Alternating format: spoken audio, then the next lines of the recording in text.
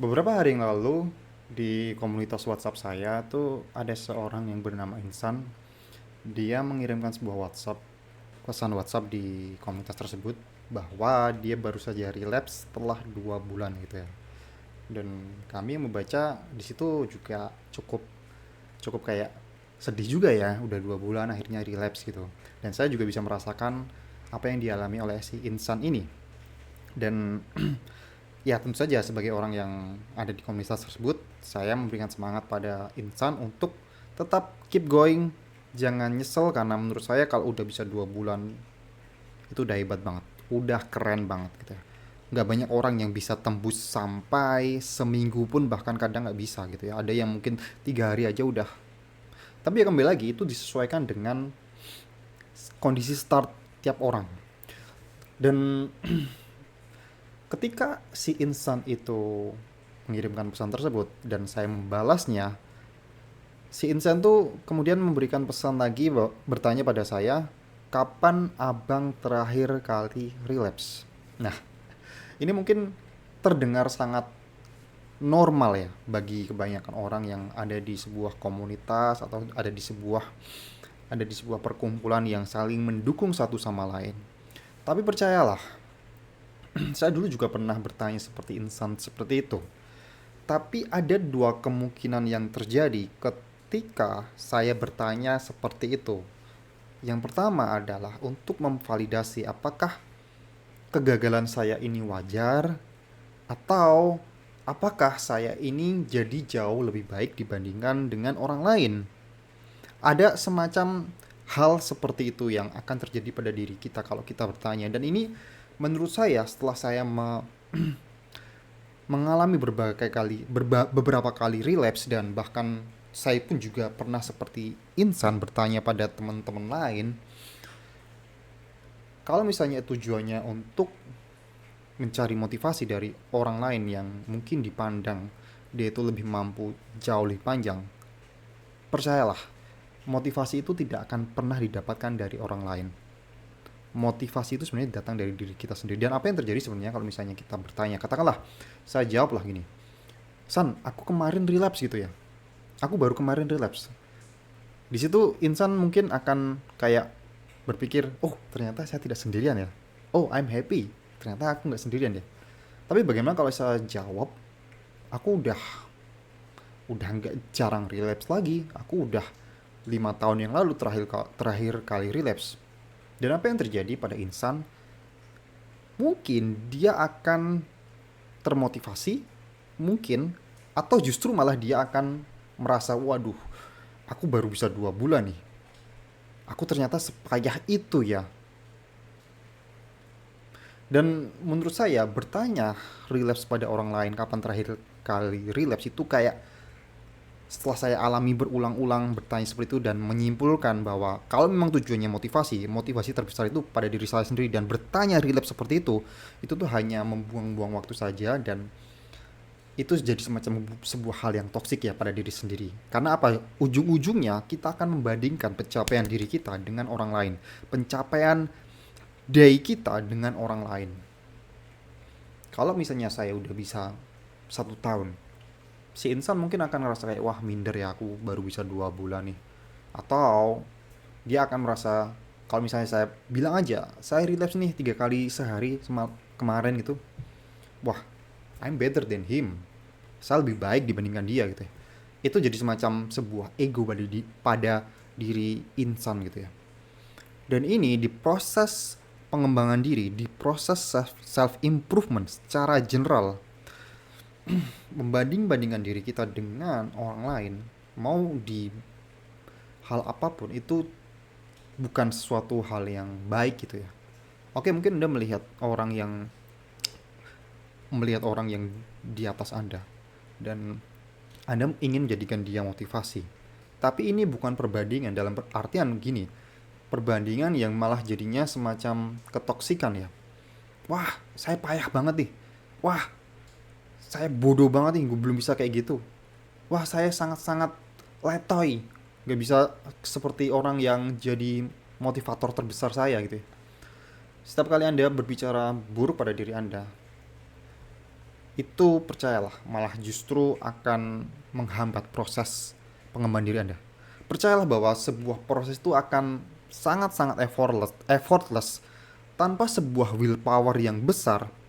Asal kita enjoy menjalaninya dan asal kita tidak tertekan dengan suatu hal harus gitu, harus gitu, harus gitu, semua hal itu akan berjalan dengan seperti sangat mudah gitu ya.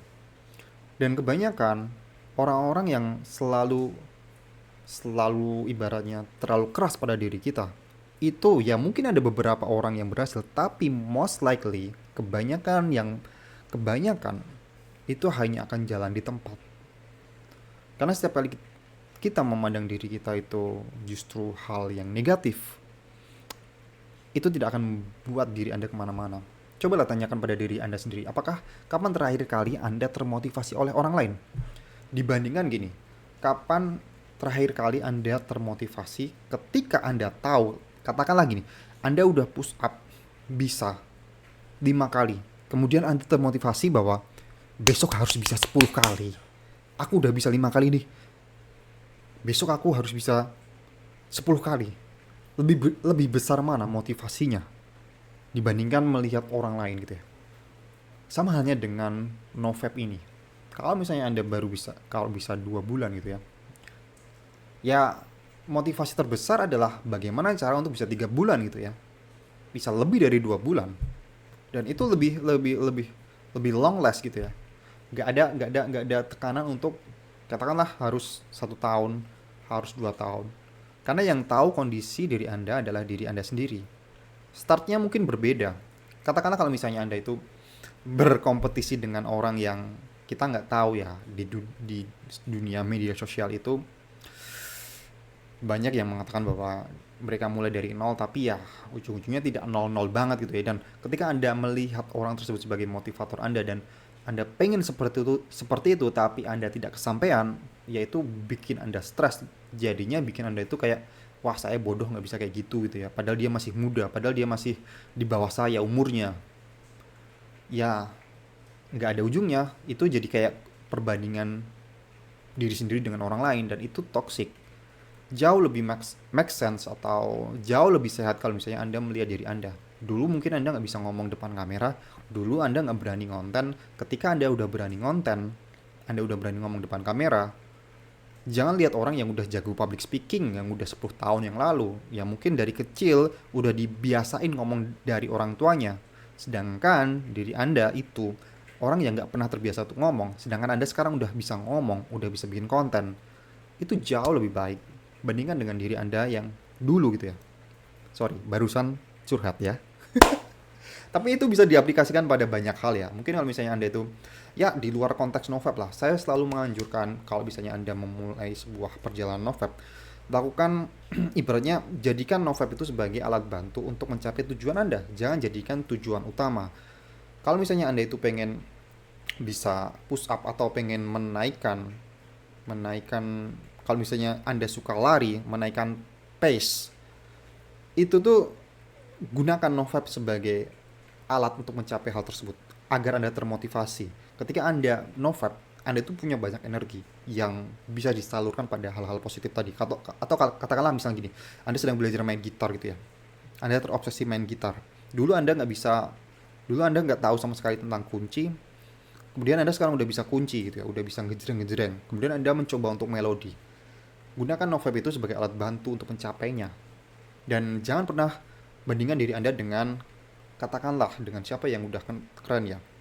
Gitaris yang udah terkenal, yang udah keren. John Petrucci, terus Steve Vai dan lain-lain. Jangan bandingkan itu. Ya, jadikan motivasi, jadikan panutan bisa. Tapi jangan jadikan kayak, saya harus seperti itu.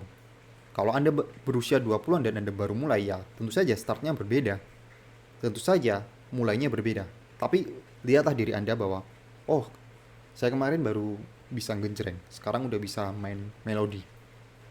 Itu aja udah bikin Anda senang, Anda udah bikin sebuah progress. Pelan-pelan membuat improvement terhadap diri Anda. Jangan terlalu keras. Dan yang penting, jangan pernah bandingkan diri Anda dengan orang lain. Apalagi dalam proses NoFap ini, jangan pernah bertanya kapan relapse pada orang lain, karena itu akan menimbulkan sebuah ketoksikan bagi diri Anda bahwa ya ternyata saya sangat payah ya, orang lain udah bisa 1 tahun 2 tahun. Fokuslah pada diri Anda. Kalau Anda baru bisa 2 bulan, next Anda harus bisa 2,5 bulan, 3 bulan, 4 bulan, 5 bulan, seterusnya. Dan NoFap itu adalah sebuah long life journey, bukan hanya sekedar challenge doang. Oke, itu yang harus Anda tahu, harus Anda tanamkan mindset itu di kepala Anda. Jangan pernah bertanya kapan relapse pada orang lain. Klik link yang ada di deskripsi kalau misalnya Anda ingin mendownload paket berhenti PMO 7 produk dalam satu pembelian. Saya sudah rangkum semuanya. Silakan klik linknya aja di deskripsi. Sampai jumpa di video berikutnya.